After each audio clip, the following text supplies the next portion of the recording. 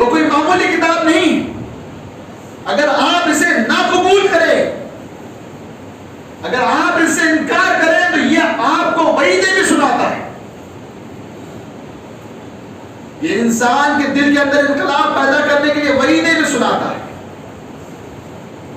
जरा अंदाजा लगाइए कि कुरान कहता है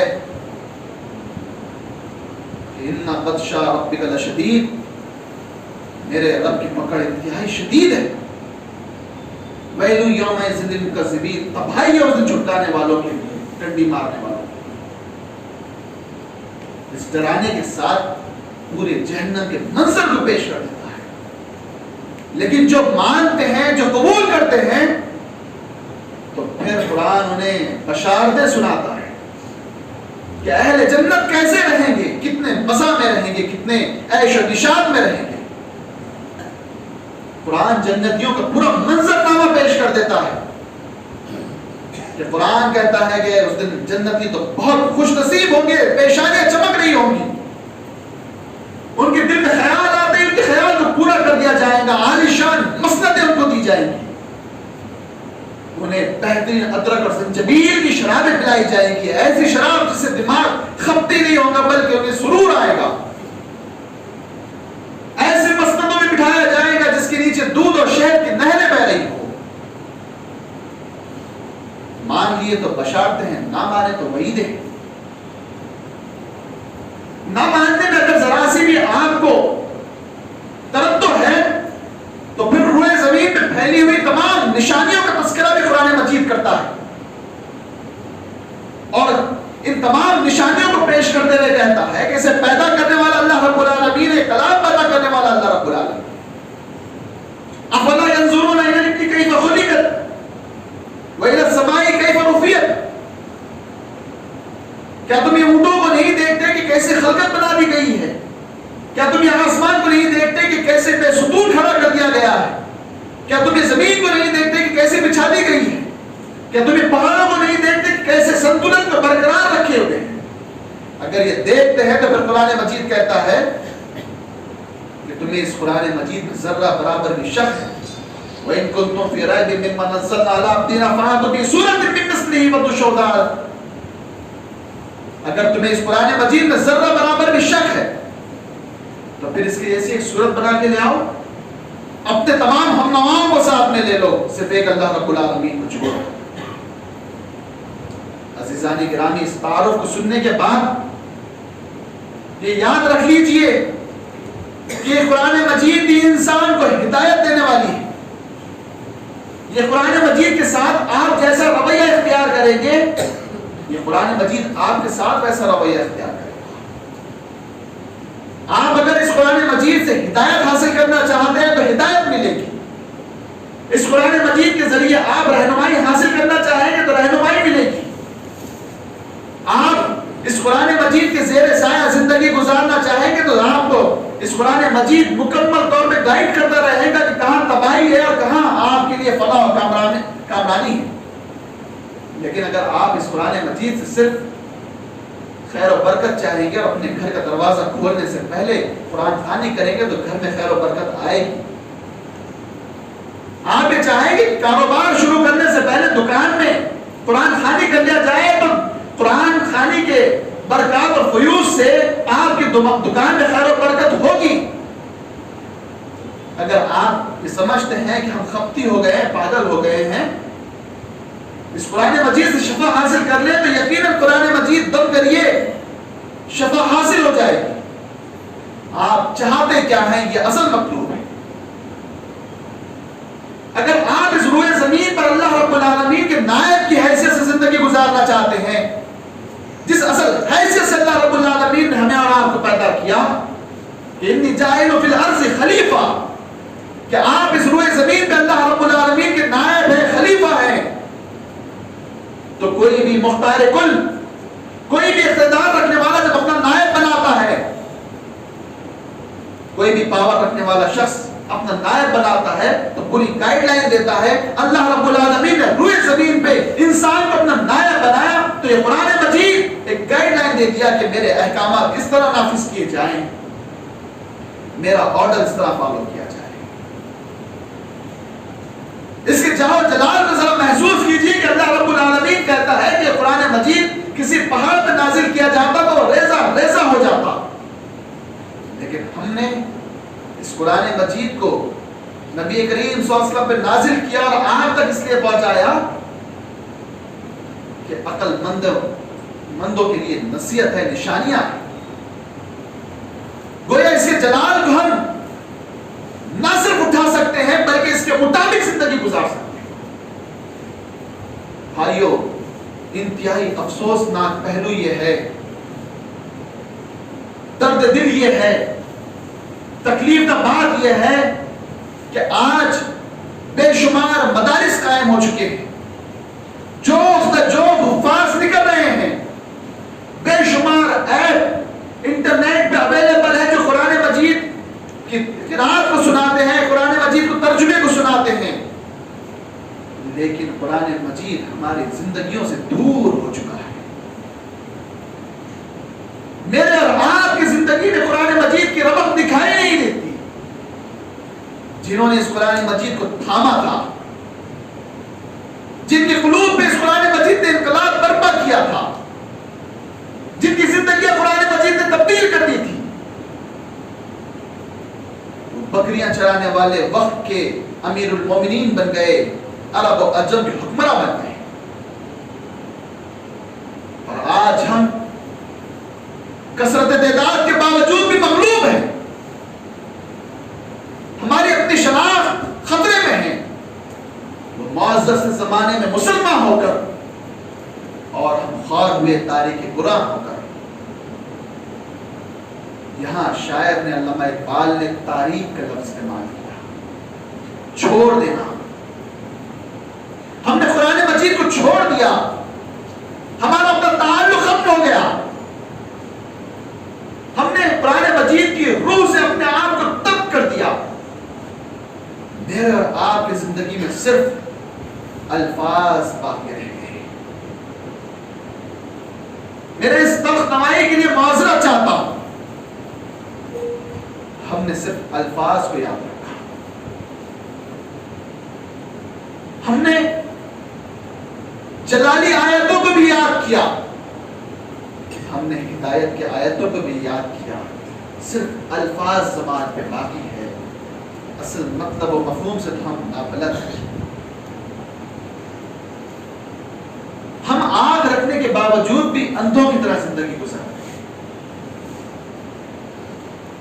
ऐसी मिसाल ले लीजिए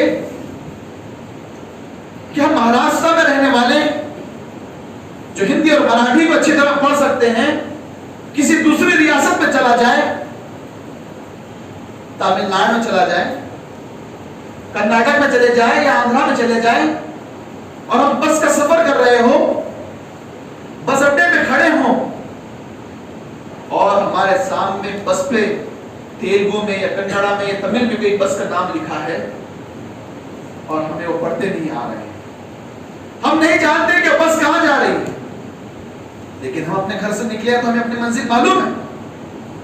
मुझे चेन्नई तक सफर करना है, मुझे आज अंजनगांव से चेन्नई जाना है, मुझे मेरी मंजिल मालूम है, लेकिन सामने जो बस खड़ी हुई है उस बस पे तमिल के ऊपर लिखा हुआ है, मैं क्या करूंगा? या तो मैं वो जबान सीखूंगा या फिर उस जबान को जानने वाले से पूछूंगा कि बस कहां जा रही है। कुरान मजीद मुकम्मल हिदायत लेकर हमारे सामने मौजूद है, कुरान मजीद ने मंजिल भी बता दी है। अब हम अरबी नहीं जानते तो आप मंजिल तक पहुंचने में शायद दूर रह जाएंगे। या तो आप अरबी सीखें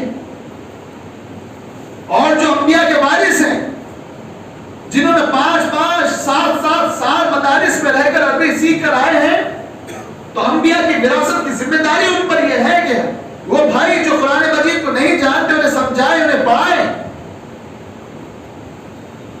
कोई अगर ना मिले तो खुद सीखना जिम्मेदारी है,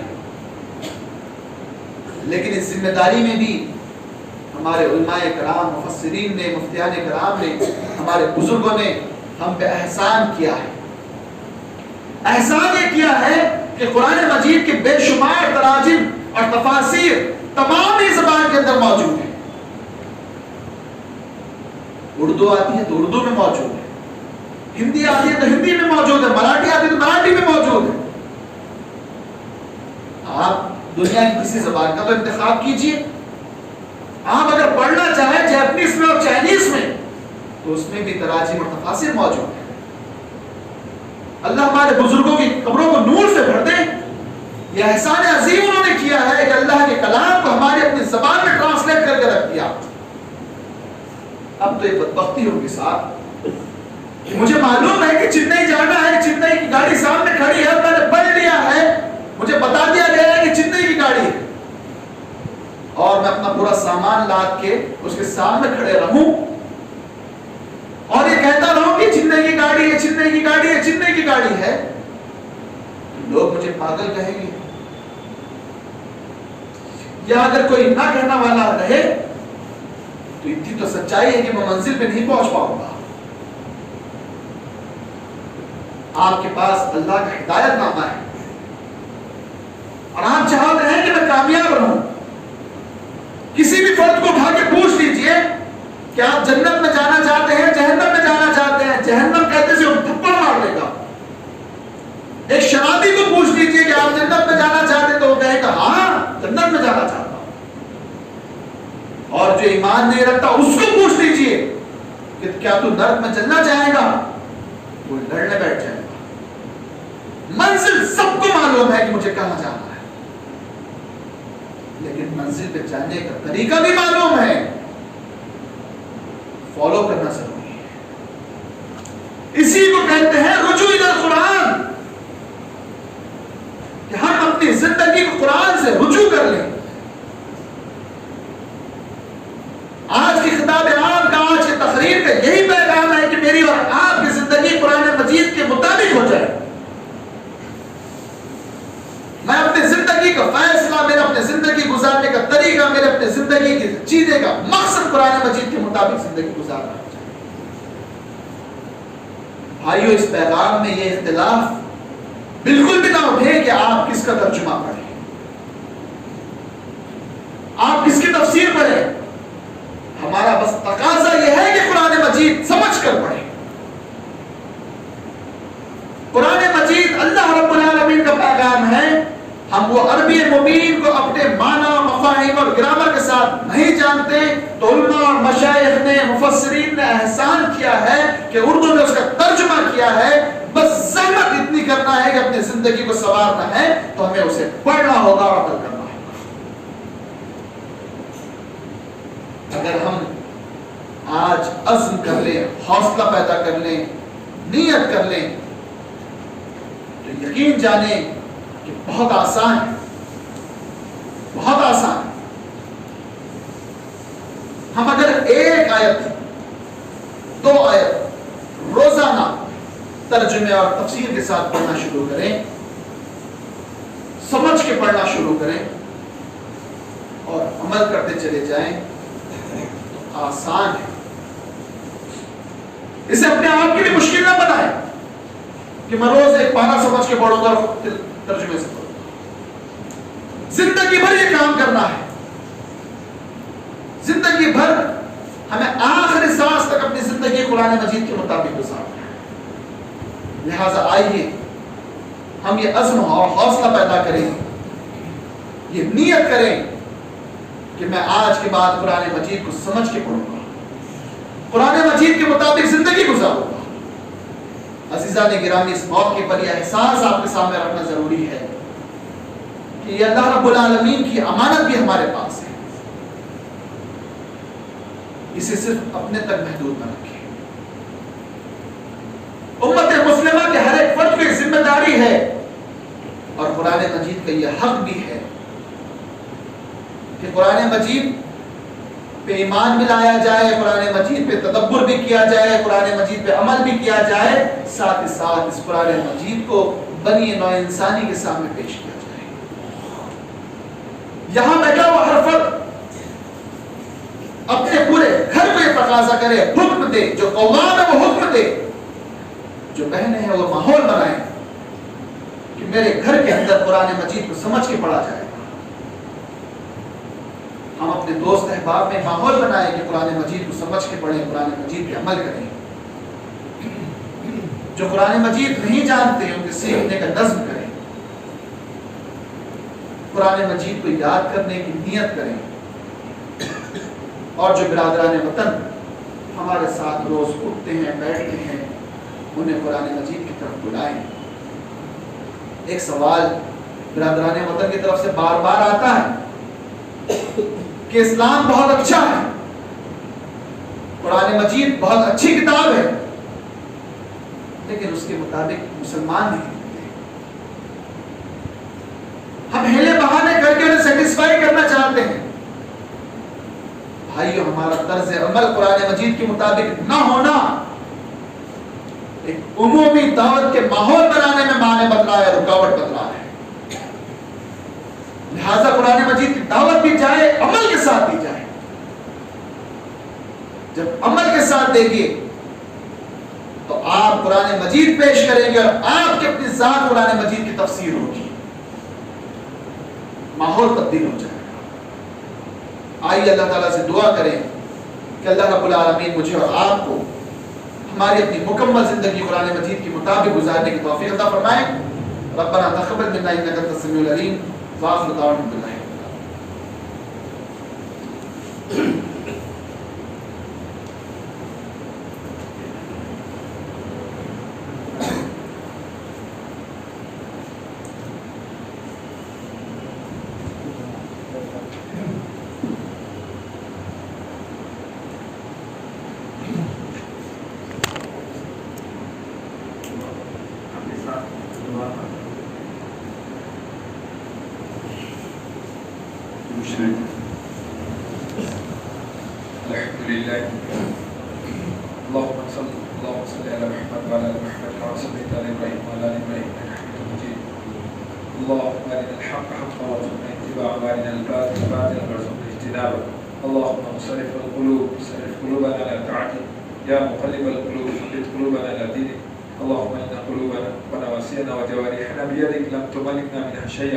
فإذا فعلت ذلك بنا فكن أنت ولينا واهدنا إلى سواء السبيل.